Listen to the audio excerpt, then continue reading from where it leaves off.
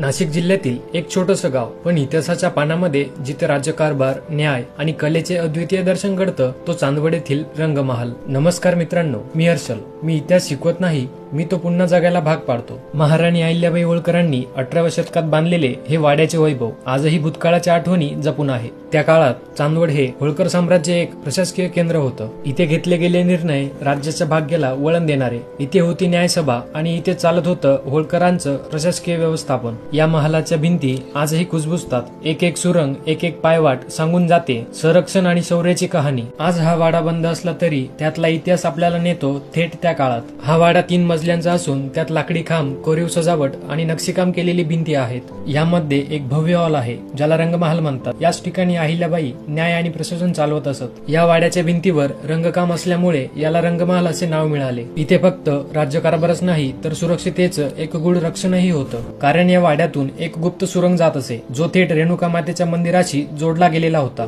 या बोगद्यातून संकट काळात राणी व अधिकारी सुटू शकायचे. ही होती मराठ्यांची हुशारी आणि दूरदृष्टी. पुढे उभा आहे रंगमहाल, शौर्याचं आणि न्यायाचे प्रतीक. आणि त्याच्या मागच्या साईडला होता अजून एक वाडा जिथं चालायचा प्रशासनाचा गूढ भाग. शांतपण तितकाच महत्वाचा. हा मागचा वाडा हा होता त्या काळाचा पाठिंबा जिथून अंतर्गत काम, संरक्षण आणि लष्करी हालचाली घडत असत.